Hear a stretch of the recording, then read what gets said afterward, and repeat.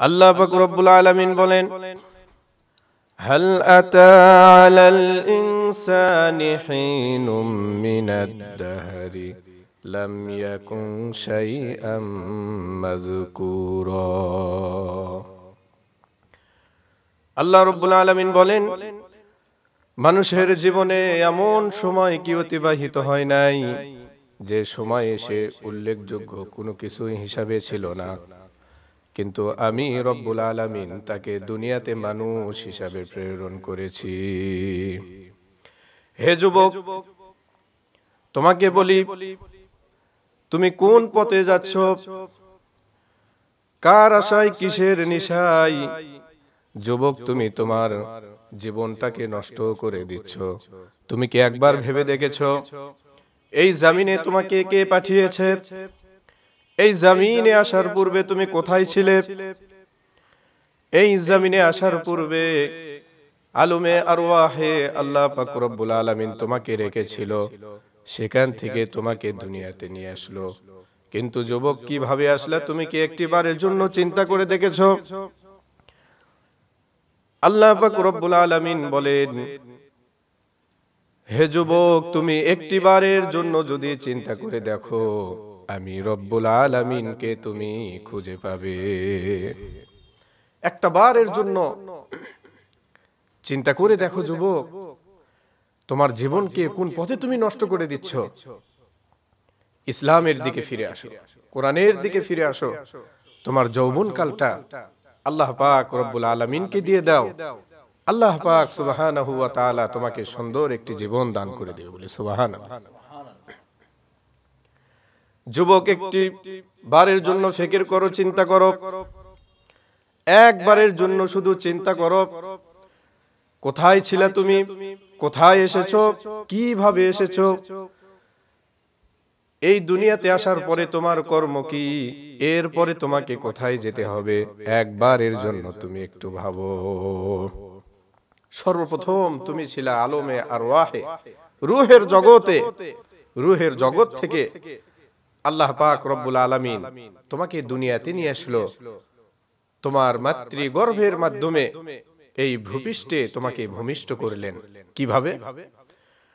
আল্লাহ পাক রব্বুল আলামিন বলেন, আল্লাহু খালাকাকুম মিন নুতফা সুম্মা মিন আলাকা সুম্মা মিন মুদগাতিন মুখাল্লাকাতিন ওয়া গায়রি মুখাল্লাকাতিন লিনুবাইয়িনা লাকুম। আল্লাহ পাক রব্বুল আলামিন বলেন, আল্লাহু খালাকাকুম মিন নুতফা, আমি একটি নুতফা শুক্রকীট তৈরি করলাম। এই শুক্রকীট থেকে আমি মানুষকে ক্রমাগতভাবে সৃষ্টি করলাম। 40 দিন পরে সেখানে রক্তদান করে দিলাম। সূরা আলাকের মধ্যে বলা হয়েছে, ইকরা বিসমি রাব্বিকাল্লাযী খালাক খালাকাল ইনসানা মিন আলাক। এই আলাক দ্বারা, জমাট বাঁধা রক্ত দ্বারা, এই জমাট বাঁধা রক্তের মধ্যে কচি কচি হাড়দার করলেন, গোশত দান করলেন। এরপরে পর্যায়ক্রমে আল্লাহ পাক রব্বুল আলামিন তোমাকে সুন্দর একটি মানুষ রূপে দুনিয়ার জমিনে নিয়ে আসলেন। সুবহানাল্লাহ। যুবক, তুমি কেন চিন্তা করো না, কেন ভাবো না যে সৃষ্টিকর্তা তোমাকে এত সুন্দর করে, এত সুঠামো করে, সাজানো গোছানো করে তোমাকে দুনিয়ার জমিনে নিয়ে আসলো? তুমি কেন ভাবো না? লাম ইয়াকুন শাইআম মাযকুরা ইন্না খলাকনাল ইনসানা মিন নুতফাতিন আমশাজ। আল্লাহ পাক রব্বুল আলামিন সূরা দাহর, যে সূরাকে সূরা ইনসানও বলা হয়, সেখানে বলছেন, ইন্না খলাকনাল ইনসান, আমি মানুষ সৃষ্টি করলাম, মিন নুতফাতিন, শুক্রকীট দ্বারা, শুক্রবিন্দু দ্বারা, আমশাজ, খুব সুন্দর করে সুঠামো গোছানো ভাবে আমি তোমাকে দুনিয়াতে নিয়ে আসলাম। আমশাজিন ফাজআলনাহু নাবতালিহি সামিআম বাসীরা। এজন্য যুবক, তোমাকে বলি, আল্লাহর দিকে ফিরে আসো, একটু চিন্তা ভাবনা করো। আল্লাহ পাক রব্বুল আলামিন তোমাকে মাতৃগর্ভের মাধ্যমে দুনিয়ার জগতে নিয়ে আসলেন। এই জগতে আসার পরে তোমার কর্ম কি? আল্লাহ পাক রব্বুল আলামিন কোরআনে কারীমের মাধ্যমে তা জানায় দিচ্ছেন, ওয়ামা খালাকতুল জিন্না ওয়াল ইনসা ইল্লা লিয়াবুদুন। জিন এবং ইনসানকে আল্লাহ পাক রব্বুল আলামিন শুধুমাত্র কেবলমাত্র একটি উদ্দেশ্য সৃষ্টি করেছেন, সেটা হলো তার গোলামি আর দাসত্ব করা। যুবক, তোমার কর্ম হলো এখানে গোলামি করা, দাসত্ব করা। তুমি মানুষ হয়ে মানুষের গোলামি শুরু করে দিয়েছো, অথচ আল্লাহ পাক রব্বুল আলামিন তোমাকে গোলামির উদ্দেশ্যে, তার দাসত্বের উদ্দেশ্যে এই জমিনে তিনি সৃষ্টি করেছেন। যুবক, তুমি গোলামির উদ্দেশ্যে, দাসত্বের উদ্দেশ্যে তোমার জীবনকে আল্লাহর দরবারে উৎসর্গ করে দাও। আল্লাহ পাক রব্বুল আলামিন পরজগতে তোমাকে সুন্দর একটি জীবন দান করবে। হে যুবক, তোমাদেরকে উদ্দেশ্য করে বলি, তোমরা কি জানো মাহশার ময়দানে আমার নবী জানিয়েছেন প্রতিটি বনি আদমদেরকে 5টি বিষয় সম্পর্কে জিজ্ঞাসা করা হবে। এই 5টি প্রশ্নের উত্তর যতক্ষণ পর্যন্ত না দিতে পারবে, 5টি প্রশ্নের 5টি কোশ্চেন যে করা হবে এর অ্যানসার যতক্ষণ পর্যন্ত কেউ দিতে পারবে না, এক কদম কাউকে সামনে এগোতে দেওয়া হবে না। যুবক, সেদিনে তুমিও কিন্তু সেখানে থাকবা, তোমাকে জিজ্ঞাসা করা হবে। তিরমিজি শরীফের হাদিসের মধ্যে আল্লাহর পয়গম্বর জনাবে মুহাম্মদুর রাসূলুল্লাহ সাল্লাল্লাহু আলাইহি ওয়াসাল্লাম জানিয়েছেন, লা তাজুলু কদমা আবদিন ইয়াউমাল কিয়ামাতি হাত্তা ইসআলু আন খামসিন। কিয়ামতের দিনে আল্লাহ পাক রব্বুল আলামিন প্রতিটি বনি আদমদেরকে এক কদম সামনে এগোতে দিবে না যতক্ষণ পর্যন্ত ইসআলু আনা খামসিন, 5টি প্রশ্নের অ্যানসার, 5টি প্রশ্নের জবাব যতক্ষণ পর্যন্ত দিতে না পারবে এতক্ষণ পর্যন্ত এক কদম সামনে এগোতে দেওয়া হবে না। 1 নম্বর প্রশ্ন করা হবে তাকে, আনউমরিহি ফিমা আফনাহু। আল্লাহ পাক রব্বুল আলামিন বলবেন, তোমাকে যে দুনিয়ার জগতে আমি একটি হায়াতে জিন্দেগি দিয়েছিলাম, একটু দীর্ঘায়ু দিয়েছিলাম, এই সময়টা তুমি কোন পথে ব্যয় করেছো? জবাব দিয়ে এরপরে তোমাকে পার হতে হবে। দ্বিতীয় যে প্রশ্নটি করা হবে, সম্পদ সম্পর্কে 2টা প্রশ্ন করা হবে। ওয়া আন মালিহি মিন আইনা ইকতাসাবা। প্রতিটি ব্যক্তিকে এই প্রশ্ন করা হবে, দুনিয়ার জগতে তুমি যে সম্পদ অর্জন করেছো, কোন পথ দিয়ে তুমি সম্পদ অর্জন করেছো? কোন পথ দিয়ে সম্পদ অর্জন করেছো? যদি হালাল পথে এই সম্পদকে তুমি অর্জন করতে পারো তাহলে তো মিটেই গেল, কিন্তু পরপর সম্পদ সম্পর্কে আরেকটা জিজ্ঞাসা করা হবে, ওয়াফিমা আনফাকাহু। এই সম্পদকে তুমি কোন পথে ব্যয় করেছো? এই প্রশ্নটা প্রতিটি ব্যক্তিকে করা হবে। সম্পদ কোন পথ দিয়ে নিয়ে আসছো এবং কোন পথ দিয়ে তুমি বাহির করেছো, কিভাবে অর্জন করলে, কিভাবে খরচ করলে। আজকে তো সম্পদ আমরা অবৈধ পন্থায় অর্জন করার জন্য প্রচেষ্টায় থাকি, কিন্তু সম্মানিত উপস্থিতি, আপনাদেরকে বলি এই সম্পদ সম্পর্কে আপনাকে জিজ্ঞাসা করা হবে, আপনাকে প্রশ্ন করা হবে, এই সম্পদ আপনি কোন পথ দিয়ে অর্জন করেছেন এবং কোন পথে আপনি ব্যয় করেছেন। এজন্য যুবক, আবারও তোমাদেরকে উদ্দেশ্য করে বলি, মা বাবার সম্পদকে তুমি অবৈধভাবে নাইট ক্লাবে, বিভিন্ন বারে গিয়ে তুমি নষ্ট করছো।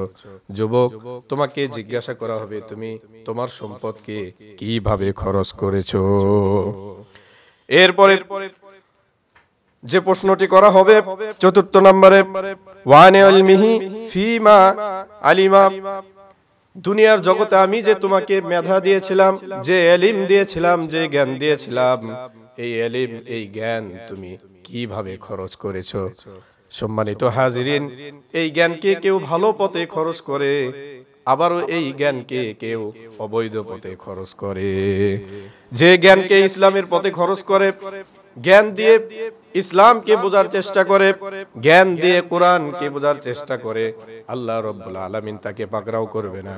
কিন্তু এই জ্ঞান দিয়ে, এই ইলম দিয়ে কেউ যদি আল্লাহ ব্যতীত অন্য কিছু যদি অর্জন করার চেষ্টা করে, হাসরের ময়দানে সে ঠেকে যাবে। এজন্য যুবক তোমাকে বলি, শেষ পর্যায়ে আরেকটি প্রশ্ন আল্লাহ পাক রব্বুল আলামিন ৫ম নম্বরে যে প্রশ্নটি করবেন, ওয়ান শাবাবিহি ফিমা আবলা। যুবকদেরকে উদ্দেশ্য করে একটি প্রশ্ন করা হবে, তোমাকে যে যৌবন কাল দিয়েছিলাম, যে যৌবন দিয়েছিলাম, এই যৌবনকে তুমি কোন পথে ব্যয় করেছ? যুবক, তোমার যৌবনকে তুমি অবৈধ পথে বিলীন করে দিয়েছ। এই যৌবন সম্পর্কে তোমাকে জিজ্ঞাসিত হতে হবে। তুমি সামনে এগোতে পারবে না, তোমাকে জিজ্ঞেস করা হবে তুমি এই যৌবন কালটা কোন পথে ব্যয় করেছ। এজন্য যুবক বলি, দুনিয়ার জগতে যৌবন অবস্থায় কোনো ব্যক্তি যখন সরকারি চাকরিজীবী হয়, সে যখন সরকারি চাকরি করে, সময় মতো অফিসে আসে, অফিসে আসার পরে তার কর্মগুলো সময় মতো সম্পাদন করে থাকে। এক পর্যায়ে এই ব্যক্তি যখন আবার বৃদ্ধতে পরিণত হয়ে যায়, সরকার তাকে অবসর দিয়ে বসে বসে খাবারের ব্যবস্থা করে দেয়। ও যুবক, তোমাকে বলি, তোমার যৌবন কালটা যদি আল্লাহ রাব্বুল আলামিনের সিজদায় তুমি লাগাইতে পারো, আল্লাহ রাব্বুল আলামিনের পথে যদি তুমি ব্যয় করতে পারো, বৃদ্ধ বয়সে তুমি চাইলেও কিন্তু সঠিকভাবে সিজদা দেওয়ার ইচ্ছা রাখলেও পারবে না, সঠিকভাবে ইবাদত করতে পারবে না। কিন্তু যৌবন অবস্থায়, যুবক অবস্থায় যদি সঠিকভাবে ইবাদত করে থাকো, আল্লাহ রাব্বুল আলামিন বৃদ্ধ বয়সে যেভাবেই তুমি ইবাদত করো না কেন, সমস্ত ইবাদতগুলোকে তিনি কবুল আর মঞ্জুর করে নেবেন। সুবহানাল্লাহ। এজন্য যুবক, সময়টাকে আল্লাহর জন্য দিয়ে দাও, সময়গুলোকে আল্লাহ এবং আল্লাহর রাসূলের পথে দিয়ে দাও। দ্বীনের সৈনিক হিসাবে এই জমিনে তুমি প্রতিষ্ঠিত হয়ে যাও। হে যুবক, তোমাকে উদ্দেশ্য করে বলি, আল্লাহর পয়গম্বর হাদিস শরীফের মধ্যে তোমার জন্য যে সুসংবাদ দিয়েছে, আল্লাহর নবী জনাবে মুহাম্মদুর রাসূলুল্লাহ সাল্লাল্লাহু আলাইহি ওয়াসাল্লাম যে কথাটি বলেছেন, হাসরের ময়দানে, মাহশার ময়দানে যখন কোনো ছায়া থাকবে না, ইয়াউমা লা জিল্লু ইল্লা জিল্লুহু, একমাত্র আল্লাহর আরশের ছায়া ব্যতীত আর কোনো ছায়া থাকবে না, ওই আরশের নিচে 7 শ্রেণীর ব্যক্তি জায়গা পাবে। কয় শ্রেণী? 7 শ্রেণীর ব্যক্তিকে আল্লাহ পাক রব্বুল আলামিন আরশের ছায়া তলে জায়গা করে দিবেন। যুবক, তোমাকে বলি, তোমাকে উদ্দেশ্য করে বলি, তোমাদের উদ্দেশ্য করে বলি, ওই আরশের নিচে তোমাকেও জায়গা করে দেওয়া হবে। আল্লাহর নবী জনাবে মুহাম্মদুর রাসূলুল্লাহ সাল্লাল্লাহু আলাইহি ওয়াসাল্লাম জানিয়ে দিয়েছেন, যেই যুবক যৌবনকালে ইবাদত করে আল্লাহর পিছনে সময় ব্যয় করেছে, আল্লাহর জন্য সময়টা দিয়ে দিয়েছে, মাহশার ময়দানে আরশের নিচে, আরশের ছায়াতলে ওই যুবককে আল্লাহ পাক রব্বুল আলামিন ছায়া দান করে দিবেন। সুবহানাল্লাহ। এজন্য যুবক, তোমাদের যৌবনকাল অনেক দামি, অনেক মূল্যবান। তোমার সময়টাকে যদি আল্লাহর জন্য দিতে পারো, আল্লাহর জন্য যদি ব্যয় করতে পারো, আল্লাহ পাক রব্বুল আলামিন আখিরাতের জগতে তোমাদেরকে এমন একটি জীবন দান করবে, যে জীবনের কোনো শেষ নেই, যে জীবনের কোনো ক্ষয় নেই, লয় নেই। জীবন শেষ হবে না, শুধু শুরুই আর শুরুই হয়ে থাকবে, কোনো শেষ নেই। এজন্য যুবক, তোমাদেরকে উদ্দেশ্য করে বলি, সময়টাকে নষ্ট না করে আল্লাহর পথে তুমি দিয়ে দাও, আল্লাহর রাহে দিয়ে দাও, তোমার জীবনকে, তোমার জানকে আল্লাহর রাস্তায় দিয়ে দাও। আল্লাহ পাক রব্বুল আলামিন তোমাদেরকে উত্তম একটি সময়, উত্তম একটি জায়গা, জান্নাত নামক একটি স্থান, যে স্থান আল্লাহ পাক সুবহানাহু ওয়া তাআলা সজ্জিত করে রেখেছেন তোমাদের জন্য, যেখানে তোমরা যুবক অবস্থায় থাকবে। সুবহানাল্লাহ। জান্নাতের মধ্যে যেখানে তুমি যুবক অবস্থায় থাকবে, পূর্ণ যৌবন নিয়ে সেখানে চলাফেরা করবে, তোমাদেরকে যে হুর দেওয়া হবে তারাও থাকবে পূর্ণ যুবতী অবস্থায়। এজন্য যুবক, তোমাদেরকে উদ্দেশ্য করে বলি, তোমার সময়টাকে অনুরোধ করে বলি, আল্লাহর রাহে দিয়ে দাও। আল্লাহ পাক রব্বুল আলামিন তোমাদেরকে উত্তম একটি প্রতিদান দান করে দিবেন। বলি সুবহানাল্লাহ।